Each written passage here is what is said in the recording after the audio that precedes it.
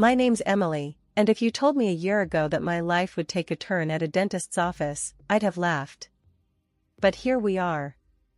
Let me set the scene. It's a typical Tuesday, and I'm juggling work emails with one hand and trying to coax my 5-year-old, Lily, into bravery with the other. Dentist appointments are the bane of her existence, and frankly, mine too, considering the drama they entail. Lily's clutching onto my leg like it's the last lifeboat on the Titanic, her eyes wide as saucers. I don't want to go, Mommy. The dentist is scary. Lily, sweetie, we talked about this. Dr. Harris is nice.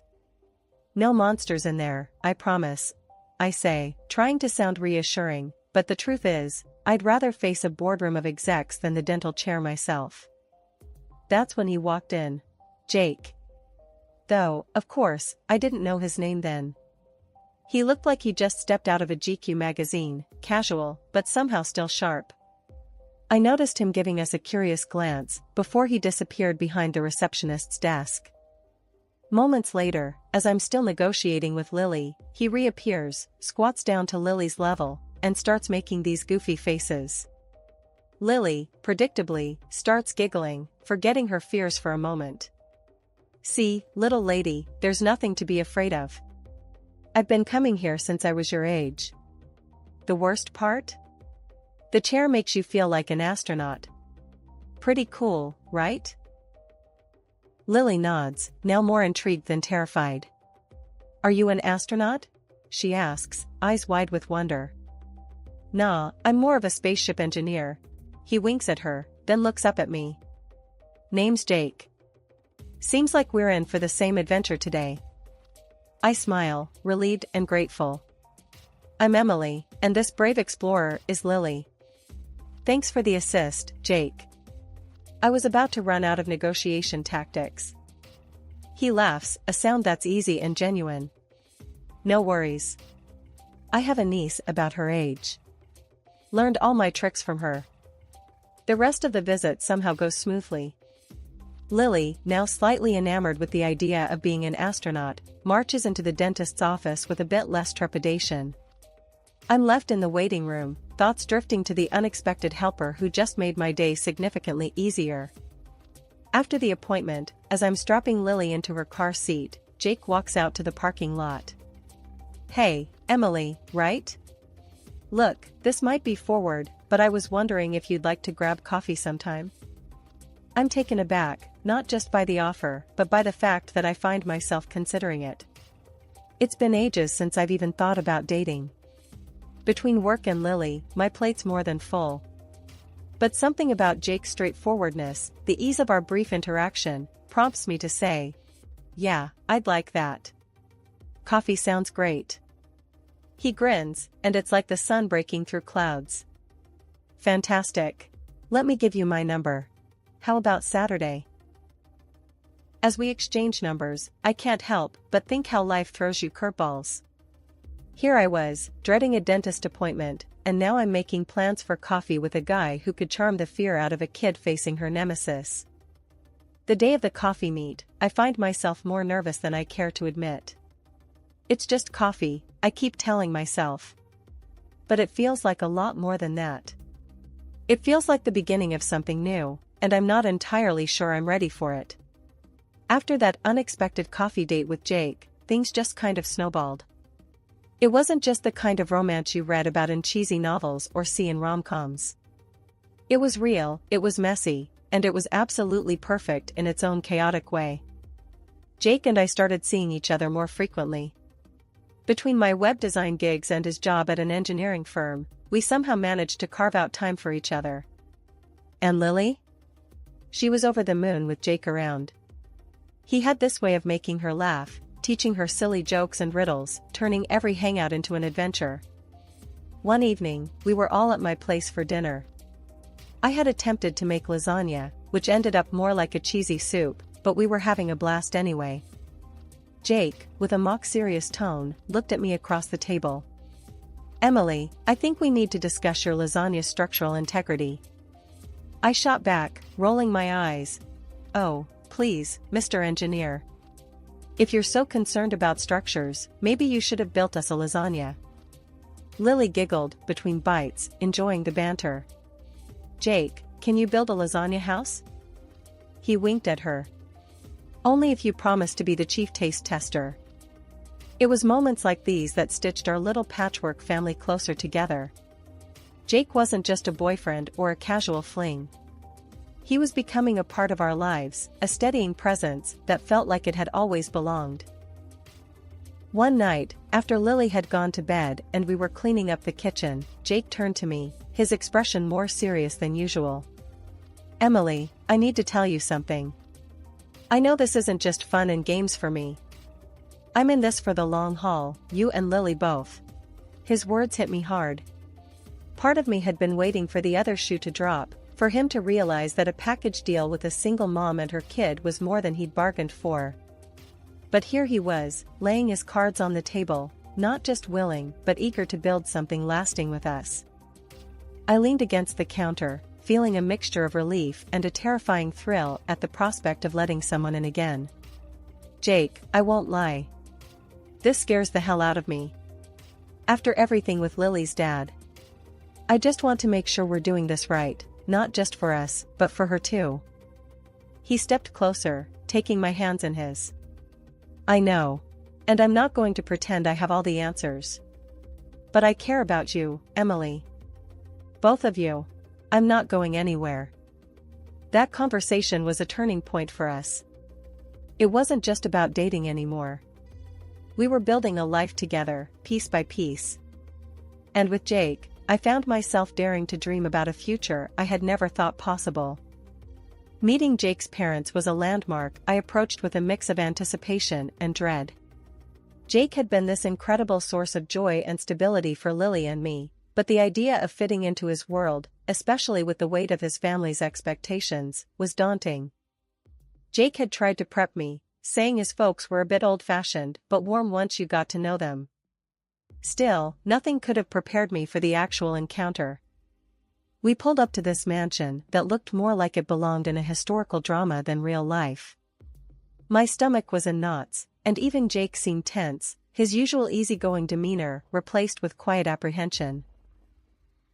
As we walked up to the door, Jake squeezed my hand. Just be yourself, Em. They'll love you. The door swung open to reveal a woman in her 60s, elegant in a way that made my thrift store chic feel downright shabby. She was all smiles, though, as she ushered us into their home. Jake, darling. And you must be Emily.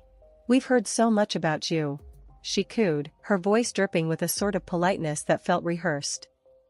Jake's dad was a stern-looking guy, with a handshake that felt like it was evaluating my worth. The small talk was painfully stiff, with questions about my job and upbringing feeling more like an interrogation than getting to know you chatter. Dinner was a spread that could have fed an army, with conversation that was equally overwhelming. Jake's mom, Diane, was particularly interested in my background. So, Emily, Jake tells us you're a web designer? That's interesting. And you're raising Lily on your own? How commendable. Her tone made it clear that interesting was placeholders for odd and unfortunate. I was trying to keep my cool, focusing on my plate more than anything. But then came the bombshell. When the topic of Lily came up, Diane's facade slipped entirely. A child already, and from a previous situation. Jake, darling, we need to think about the lineage, don't we? Jake choked on his drink, coughing as he tried to regain composure. Mom, what the hell? That's way out of line. I was shell-shocked, my fork suspended in midair. Lineage? I'm sorry, I didn't realize we were living in medieval times. Diane's lips pursed into a thin line, her eyes cold. I only mean that Jake has responsibilities, a legacy to uphold. It's not personal, dear. You must understand, bringing in someone else's child, it's complicated. Jake's dad, silent until now, finally chimed in with a gruff, Diane, perhaps you've said enough. But the damage was done. I couldn't sit there, being dissected and judged for things beyond my control. My past wasn't up for debate. I stood up, my chair scraping loudly against the floor. I think it's best if we leave. Jake was right behind me, murmuring apologies as we made our exit. The car ride home was silent for a while until Jake broke it, his voice tight with anger. "I'm so sorry, Em. I had no idea she'd go off like that. My mom can be traditional, but this was too much." I was staring out the window, trying to process the evening.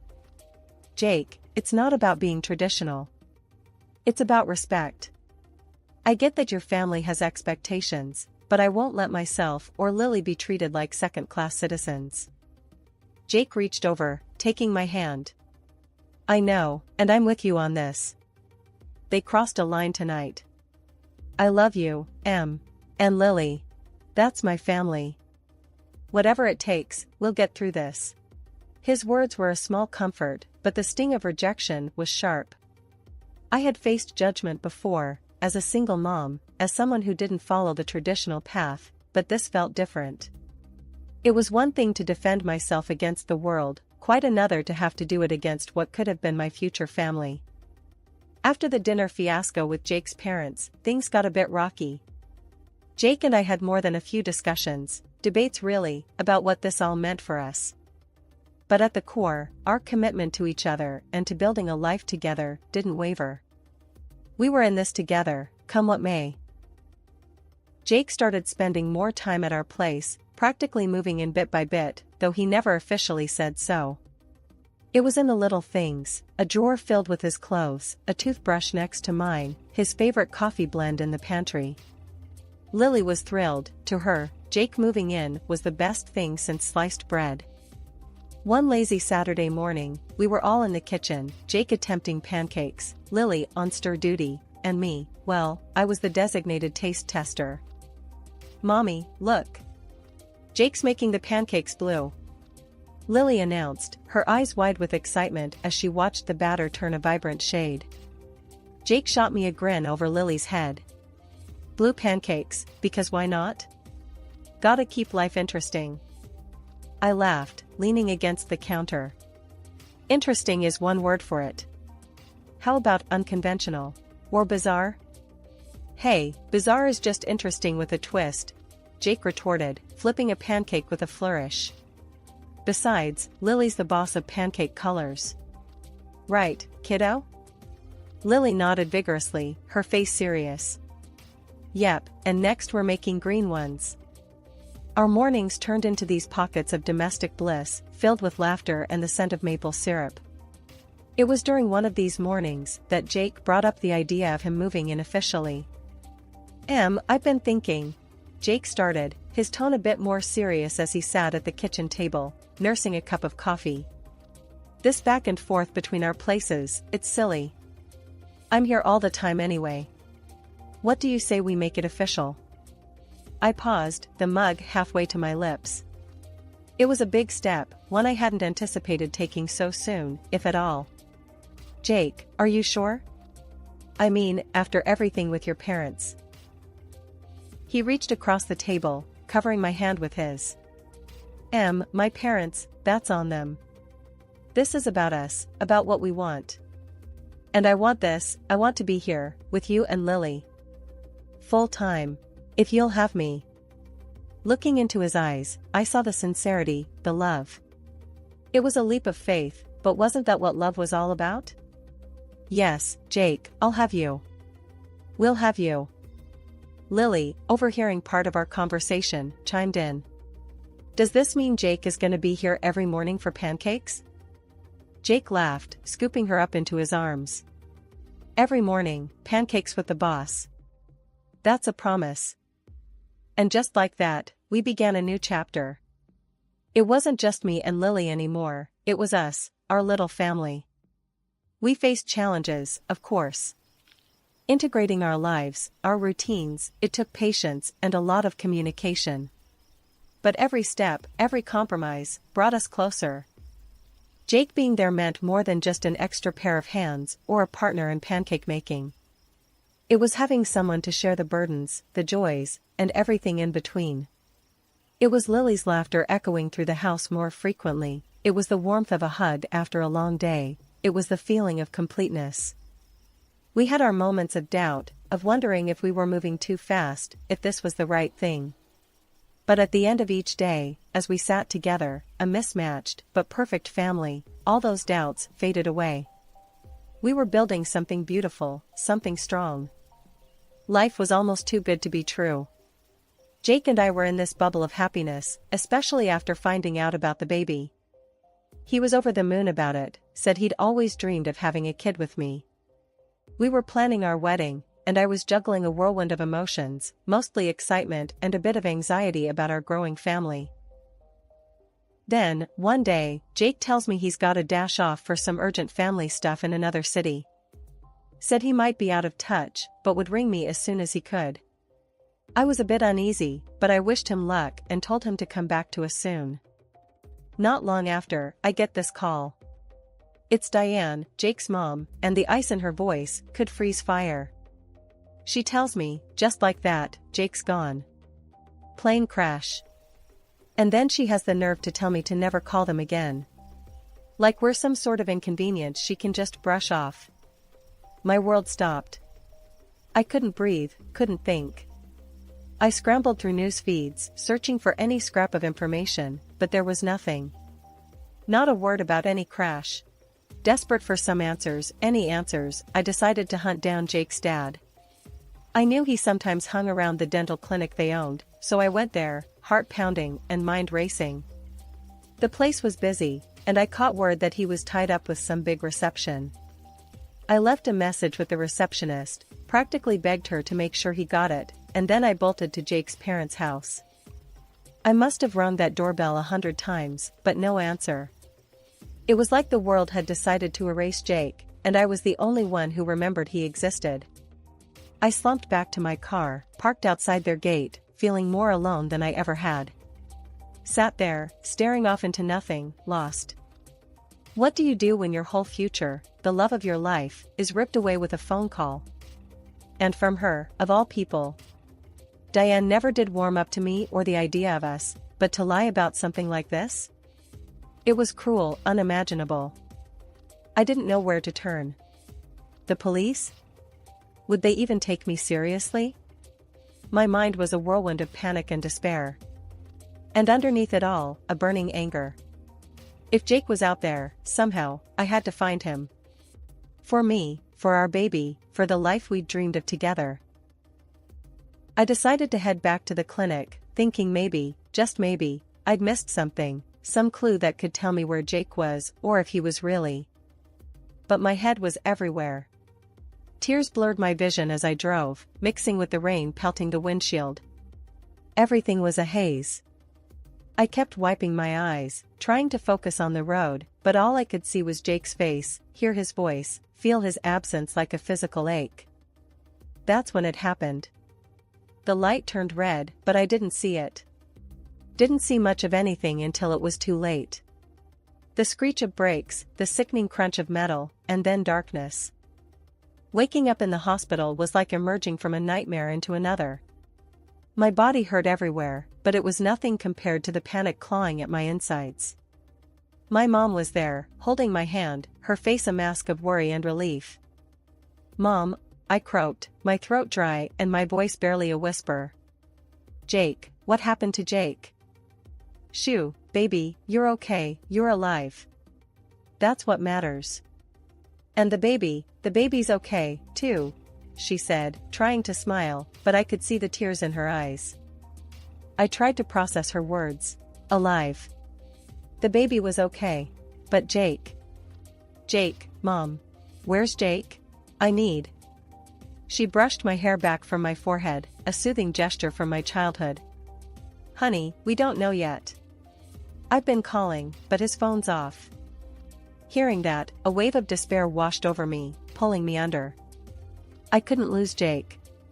Not now, not after everything we'd dreamed of, everything we'd planned. Our family. I must have passed out again because the next thing I remember was the beep of machines and a different kind of pain, sharper, more insistent. Nurses bustled around, checking IVs, murmuring to each other. Mom was still there, holding my hand, but now her face was etched with deeper lines of worry. "Mom," I said again, my voice stronger, but filled with fear. You gotta find him. Please. Jake needs to know. I promise, Emily. I'll do everything I can. We'll find Jake. We'll bring him home to you and the baby, she vowed, a fierce determination in her eyes. As pain and drugs dragged me back into unconsciousness, her promise was the lifeline I clung to. Jake had to come back to us. He just had to. Waking up to see Jake by my side felt like a miracle. I'd been teetering on the edge of despair, the world seeming dark and hopeless. But there he was, the love of my life, alive and right in front of me. I couldn't help the tears that started streaming down my face, each one a mix of relief, joy, and a touch of residual fear. Jake held my hand, his eyes filled with a storm of emotions. "Hey, Em," he said, his voice cracking a bit. "I'm so sorry for all this mess. My mom, she did something unforgivable." I was still trying to wrap my head around everything. "Your mom, she told me you were gone. Why would she do that?" He sighed heavily, the weight of the situation pressing down on him. "She found out about the baby and panicked. Thought if you believed I was dead, you'd, I don't know, have gotten rid of the baby." The bitterness of the betrayal stung. To think that someone could go to such lengths to control our lives was unimaginable. But why? How could she think that was okay? Jake shook his head, his expression hardening. "She thought she was protecting me, our family name. But there's no excuse. I came back as soon as I found out what she'd done. And then I heard about the accident. As I got stronger, Jake was my constant, my rock. And when I was finally discharged, we knew we had to confront his parents, to bring everything into the open." Driving to his parents' house, the tension in the car was palpable. Jake gripped the steering wheel tightly, his jaw set. I held onto his other hand, seeking to give him some semblance of comfort. When we arrived, his mother's face was a picture of fear and guilt. Jake didn't waste any time. "Dad, we need to talk. It's about Mom and what she's done." His father, a stern man who always seemed unshakable, listened in disbelief as Jake laid everything out. The lies about his death, the manipulation, the accident that nearly took my life and our child's. His mother sat there, a shadow of herself, as Jake's words washed over her. When Jake finished, the silence was deafening. His father finally spoke, his voice low but filled with a fury I'd never seen from him before. "You did this? You risked our son's happiness, Emily's life, for what? Your pride?" She didn't answer, just sat there, sobbing quietly into her hands. It was clear she had realized the magnitude of her actions, but too late. Jake's dad turned to her, his decision firm. "You need to leave. I can't look at you, knowing what you've done. You tried to destroy our family from the inside. I won't have it." After everything we'd been through, the wedding felt like a breath of fresh air, a start to something new and beautiful. Jake and I decided on a small ceremony. It wasn't about the flash or the numbers, it was about us, our love, and the family we were building. Standing there, exchanging vows with Jake, my heart was so full it felt like it might burst. I was a few months along by then, my belly proudly carrying our future as I wore a simple yet stunning dress that flowed gently over my curves. Jake looked at me with so much love and admiration, it made every past hurt fade away. "I love you more than I can say, Em. You, Lily, and our little guy on the way," he whispered, so only I could hear, his hand briefly touching my belly. "We're a team now, a family." His words were a soothing balm, healing old wounds. And as we turned to face our small gathering of friends and family, I saw only happiness and support reflected back at us. Jake's dad was there, a testament to the bridges we were rebuilding. Except one face was missing, Jake's mom. She had moved away, unable to reconcile with the reality of our love and the family we were creating. Jake had tried, one last time, to bridge the gap, to explain our love and commitment to each other, but it was a bridge too far for her. And so, we moved forward, just the four of us. The day our son was born was one of pure joy. Jake was by my side the entire time, holding my hand, his eyes never leaving mine except to check on our baby's progress. When our son was finally placed in my arms, the emotion in the room was palpable. Jake leaned over, kissing my forehead, then our son's. "Hey there, little man. Welcome to the family." Seeing him hold our son, then watching as Lily cautiously approached, curious and a bit shy, to meet her brother, was a picture I'd carry in my heart forever. Our family felt complete.